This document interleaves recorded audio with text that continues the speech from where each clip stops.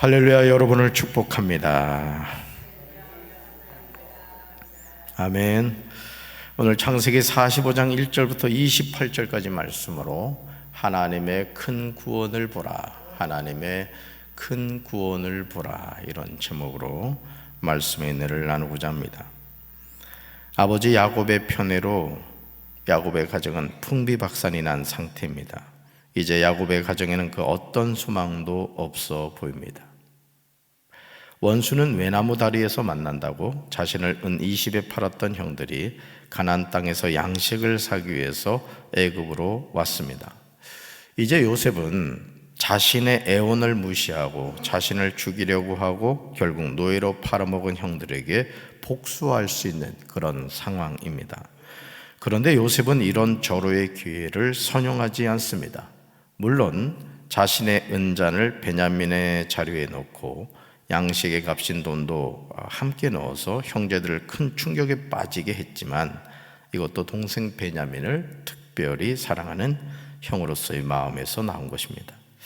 유다는 막내 동생 베냐민과 아버지 야곱이 생명과 생명으로 서로 하나로 묶여 있다고 애굽의 총리인 요셉에게 그들이 처한 상황에 대해서 하소연을 합니다. 그러면서 자신을 요셉의 종이 되게 하시고 베냐민과 형제들은 아버지 야곱에게로 올려 보내달라 이렇게 요청하는 것을 보게 됩니다.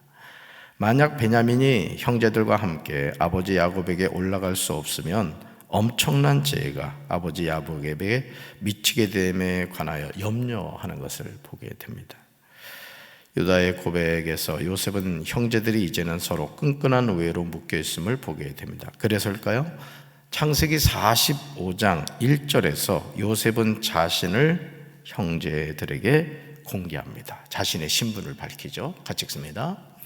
요셉이 시종하는 자들 앞에서 그 정을 억제하지 못하여 소리질러 모든 사람을 자기에게서 물러가라 하고 그 형제들에게 자기를 알리니 그때에 그와 함께한 다른 사람이 없었더라. 아멘.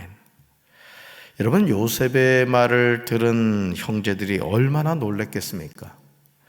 아마 요셉의 동생 베냐민을 제외한 모든 형들이 이제 죽었구나, 드디어 올 것이 왔구나, 아마 이런 생각을 하지 않았을까요? 요셉이 애굽의 총리가 되기까지 절대 쉽지 않은 삶의 여정을 살았습니다. 여러분, 하나님이 주신 꿈이라고 할지라도 그 꿈에 대한 대가를 지불하게 된다는 걸 여러분 아셔야 됩니다. 하나님이 함께 하시겠지. 물론 하나님이 함께 하십니다. 그러나 예를 들어 그렇습니다. 농사를 짓는 농부가 하나님이 함께 하시겠지 하고 손 놓고 있으면 가을에 못 거둡니다. 하나님이 함께 하신다는 것은 분명한 사실이지만 내가 해야 할 일은 또 최선을 다해야 됩니다. 직장 생활을 해도 그렇고 사업을 해도 그렇고 뭘 해도 아주 열심히 자신에게 일을 최선을 다할 때 하나님이 또 더 큰 은혜로 우리와 함께 하시는 거죠. 끝이 보이지 않는 인생의 밑바닥으로 내동댕이 쳐지는 경험을 연속해서 해야만 했습니다. 요셉도 감정을 가진 사람이었기에 이런 자신의 삶이 왜 고통스럽지 않았겠습니까? 그렇잖아요? 하나님이 자신에게 엄청난 꿈을 줬잖아요. 그런데 그 꿈이 현실적으로는 전혀 가능성이 없어 보이는 거예요. 뭔가 된 듯하면 또 감옥으로 가고, 된 듯하면 감옥으로 가고, 그리고 잊혀진 존재가 되고 얼마나 마음이 아팠겠습니까? 자기 나름대로 하나님을 경외하는 마음으로 죄의 자리를 피했는데 결국은 뭐였죠? 감옥이었습니다. 저와 여러분의 삶의 여정에서도 이런 일이 일어날 수 있어요. 아니, 여기 계신 분들 가운데 이런 과정을 거치는 분도 계실 겁니다. 그러나 이럴 때 우리는 하나님께 더욱 집중해야 합니다. 하나님 앞에 나아가 나의 모든 삶을 완전히 맡겨야 합니다. 저도 부목사 생활을 할 때 이 억울한 일을 당할 때도 많았어요, 사실은. 그러나 그런 마음이 들 때 속상하고 힘들었지만은 더 하나님을 바라보고 하나님을 찾았을 때 그것이 전화위복이 되는 것을 경험을 했습니다. 요셉은 자신이 억울한 상황이 부닥치게 되어도 하나님을 절대 원망하지 않았어요. 여러분, 이 요셉의 삶에서 우리가 주목해 봐야 되는 것은 불평과 원망이 없어요. 형제들에 대해서도 그런 것을 보게 되죠. 요셉이 초인이었기에 가능했을까요? 아닙니다. 평범한 사람이었지만 요셉은 자신의 바라봄에서 항상 하나님을 중심에 두었던 거예요. 그러니까 뭘 바라보느냐가 중요한 거예요. 이 사람도 그렇습니다. 맨날 시궁창만 바라보는 사람이 있어요. 아주 부정적인 것. 이 세상을 늘 부정적으로 바라봐요. 그런데 여러분 아십니까? 거름더미에도 꽃이 핍니다. 그 거름더미를 바라볼 거냐, 거름더미에서 피는 꽃을 바라볼 거냐, 이게 중요한 거예요. 저는 우리 사랑하는 성도들이 말을 할 때 늘 믿음의 말, 긍정의 말, 축복의 말, 은혜의 말, 사랑의 말을 하시기 바라요. 아멘. 군뱅이도 구르는 재주가 있고 벼룩이도 뛰는 재주가 있는 거예요. 그러니까 뭘 바라보느냐에 따라서 우리의 삶은 달라진다라는 것이죠. 자, 그런데도 요셉은 형 유다가 하는 말을 들은 후에 그 정을 억제하지 못하여 소리를 지르는 거예요. 여러분, 요셉의 울음소리가 들립니까? 2절을 보시면 요셉이 큰 소리로 울어요. 얼마나 크게 울었던지 애굽 사람들에게 들리며 바로의 궁중에 들립니다. 요셉이 우는 소리를 들은 형들은 아마 간담이 서늘했을 거예요. 아마 한이 맺혀서 울지 않았겠어요. 그냥 막 흐느끼면서, 그죠? 그러니까 아마 형들은 막 그냥 야, 이제 갈 때가 됐구나, 막 이런 생각이 있을 거예요. 그러나 3절 보시면 요셉이 놀라운 말을 해요. 3절 같이 읽습니다. 요셉이 그 형들에게 이르되 나는 요셉이라 내 아버지께서 아직 살아계시니까 형들이 그 앞에서 놀라서 대답하지 못하더라. 아멘. 나는 요셉이라는 말에 심장이 약한 형은 심장마비로 죽었을지도 모릅니다. 4절에서 요셉은 형들에게 자신에게 가까이 오라 이렇게 말합니다. 가까이 오라. 지금 요셉이라는 말만 들어도 심장이 두근반 세근반이 돼. 또 가까이 오라고 하니까는 이거 더 이제 긴장하게 됐죠. 자, 형들이 가까이 오자 이렇게 말해요. 나는 당신들의 아우 누구다?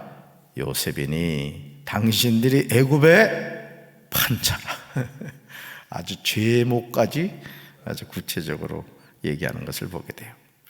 애굽의 총리인 사람이 나는 요셉이라는 말만 해도 가슴이 떨리는데 당신들이 애굽의 판자라는 말에 얼마나 놀랐겠습니까? 정말 이제는 죽었구나. 형들은 절망에 빠졌을 것입니다. 이런 절망적인 상황에서 요셉은 5절에서 놀라운 고백을 합니다. 5절 같이 읽습니다. 당신들이 나를 이곳에 팔았다고 해서 근심하지 마소서, 한탄하지 마소서.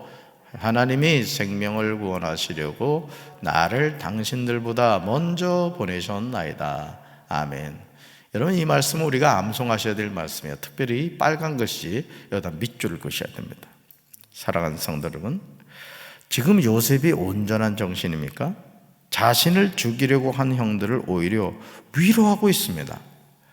그동안 고통을 당했던 것을 다 잊어버린 것일까요? 요셉이 바보입니까? 아닙니다. 요셉은 자신의 감정보다 하나님이 행하시는 뜻을 더 우선시했던 거예요. 억울하고 속상한 일이 있는데, 너무 괴로운데 그것보다는 하나님의 뜻을 먼저 찾았던 거예요.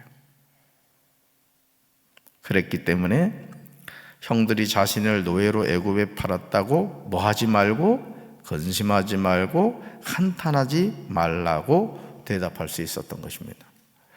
저는 저와 여러분이 요셉의 이런 마음을 갖게 되기를 주님의 이름으로 축원합니다. 하나님이 생명을 구원하시려고 나를 당신들보다 먼저 보내셨나이다. 이런 영의 눈이 열려야 되는 거예요. 그러니까 여러분이 그런 경우 있을 거예요. 여러분 가정에서 혼자 예수님 믿는 분들이 있을 겁니다. 요셉의 이 고백을 여러분이 믿음으로 하시길 바라요. 우리 가문을 구원하시려고 나를 이 가정에 하나님이 보내셨구나. 보내신 분이 하나님이시니까 책임지실 분도 누구겠어요? 하나님이신 줄로 믿습니다.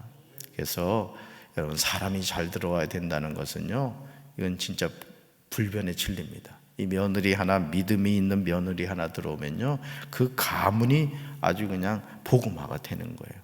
아멘. 6절을 보시면 요셉이 형들을 만난 시점이 언제인지 구체적으로 나오죠. 17세 애굽의 노예로 팔려와서 몇 세 애굽 총리가 되었어요? 30세 애굽 총리가 되었죠. 풍년이 몇 년이었죠? 7년이었어요. 이제 흉년이 된 지 2년이 되었습니다. 그러니까 지금 요셉의 나이가 몇 세예요? 약 39세쯤입니다. 요셉은 앞으로 5년이나 남은 흉년을 이야기하면서 이 일을 대비해서 자신을 보냈다고 합니다. 참 놀랍죠. 7절과 8절에서 요셉이 고백하는 내용은 정말 감동적입니다. 저와 여러분이 배워야 하는 중요한 삶의 태도예요. 그래서 여러분, 노블리스 오블리제라는 이 가진 자로서의 어떤 그 역할, 또 신분이 높은 자로서의 역할은요, 이게 만고불변의 진리입니다. 가진 자가 베풀어야 되고 높은 권력을 가진 자가 그 권력으로 잘 다스리는 이 역할을 하나님은 물으신다라는 거예요. 자, 7절과 8절 같이 읽습니다. 하나님이 큰 구원으로 당신들의 생명을 보존하고 당신들의 후손을 세상에 두시려고 나를 당신들보다 먼저 보내셨나니 그런즉 나를 이리로 보내니는 당신들이 아니요 하나님이시라. 하나님이 나를 바로에게 아버지로 삼으시고 그 온 집의 주로 삼으시며 애굽 온 땅의 통치자로 삼으셨나이다. 아멘. 요셉은 이 짧은 구절에서 무려 3번에 걸쳐서 이 하나님이라는 표현을 사용하고 있어요. 하나님, 하나님, 하나님. 정말 감동적인 표현이 나옵니다. 나를 이리로 보내니는 당신들이 아니요 하나님이시라. 이것이 저와 여러분의 삶이라는 거예요. 그거 여러분, 우리가 살아가는 삶이 내가 살아가는 거지만 그게 아니에요. 한 달 전인가 2달 전인가 사실 김영인 목사님을 금강둔치에서 만나서 인사를 드렸거든요. 사모님이 키가 훨씬 더 크시더라고요. 동생 같더라고요, 꼭 보니까. 아주 착하세요. 이 얼굴 봐도 벌써 착함하고 써 있어요. 근데 어제 저녁에 하나님의 부르심을 받으신 거예요. 여러분, 우리 삶이 그렇습니다. 그러니까 여러분, 우리가 왜 주 안에 있는 나에게 딴 것은 있으랴 십자가 밑에 나가 내 짐을 풀었네 라는 것이 뭐냐면은 내 삶을 주관하신 분이 하나님이시다, 이걸 우리가 깨닫고 살면 근심하고 염려할 일도 없고 불평하고 원망할 일도 없는 거예요. 그러니까 요셉이 여러분 만약에 자신의 삶에 일어난 일에 대해서 하나님의 관점으로 바라보지 못했다면 병들어 죽었을 거예요. 병들어서 화병으로. 형들이 어떻게 나를 노예로 팔 수가 있느냐고. 죽이려고 했거든요. 원래는 죽이려고 하다가 루벤하고 유다 때문에 은 20에 팔아먹은 거예요. 인신매매를 한 겁니다. 인신매매를. 그리고 여러분, 보디발의 집에 가가지고 열심히 바지런히 해가지고 가정 총무됐더니 말이야, 안방마님이 또 유혹해가지고 그거 응하지 않는다고 거짓말해가지고 또 감옥으로 가고, 또 떡 맡은 거 하는 장, 술 맡은 거 하는 장 꿈 잘 해몽해 줬더니 세상에 까마득히 2년 동안이나 잊어버렸어요. 누가 잊어버리게 했겠어요? 하나님이 그러신 거예요. 그러니까 우리 삶은 누구 손에 있다? 하나님의 손에 있다. 그러니까 여러분, 우리가 부모로서 자식에 대해서도 염려하고 근심하는 게 아니라 기도해 줘야 될 줄로 믿습니다. 우리 삶이 누구 손에 있듯이 하나님의 손에 있듯이 우리 자녀의 삶도 누구 손에 있는 거예요? 하나님의 손에. 아멘. 요셉은 형들에게 아버지 야곱에게 속히 가서 자신의 근황을 이야기하고 모시고 내려오라고 합니다. 앞으로 흉년이 5해가 있으니 고센 땅에 머물며 아버지의 가족과 아버지께 속한 모든 사람에게 부족함이 없도록 하겠다고 전하도록 합니다. 여호와는 나의 목자시니 내게 부족함이 없으리로다. 이 가정도 그렇습니다. 저는 자녀를 많이 낳아야 된다고 생각하는 게 뭐냐면, 많이 낳을수록 확률이 높아져. 형제들 가운데 그래도 어떻게 잘 되는 형제가 있거든요. 그럼 그 자녀가 나머지 형제를 먹여 살리는 그런 경우가 많더라고요. 이 말을 한 후에 14절과 15절에서 자신의 감정을 동생 베냐민과 형들에게 표현을 해요. 요셉도 사람이었던 거예요. 같이 읽습니다.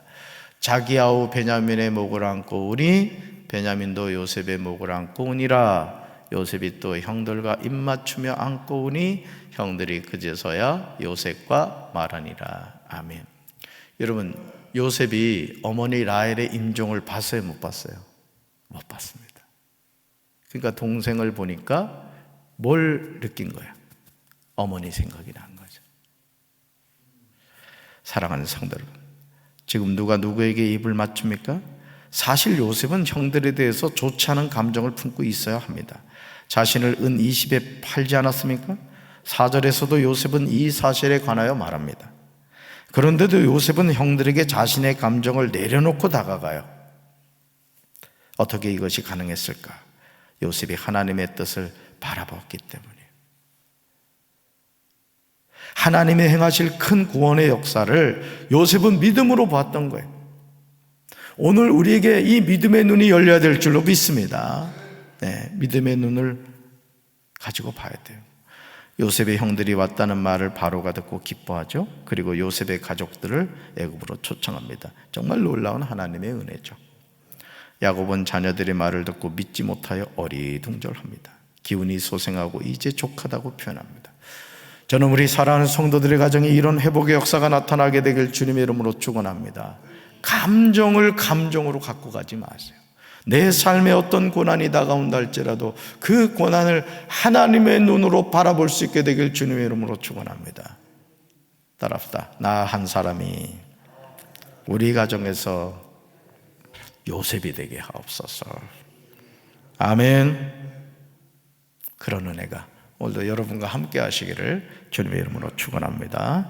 가슴에 손 얹겠습니다. 하나님 아버지, 한 부모님에게서 태어난 형제 자매지만 왼수처럼, 아니 남보다 못한 그런 관계로 살아가는 가정이 얼마나 많습니까? 요셉은 너무나 억울하고 속상한 일을 당했습니다. 그럼에도 그는 자신의 삶을 인간적인 감정으로 바라보지 않고 하나님의 눈으로 바라봤고, 하나님은 그런 요셉을 통해서 하나님의 뜻과 역사를 이루어 가셨습니다. 오늘 우리가 이 세상을 살면서 억울하고 속상하다고 하나님의 뜻을 생각하기보다 자신의 감정대로 말하고 행동하며 살아갈 때가 얼마나 많습니까? 하나님 아버지, 하나님의 뜻을 분별할 수 있는 지혜를 주시옵소서.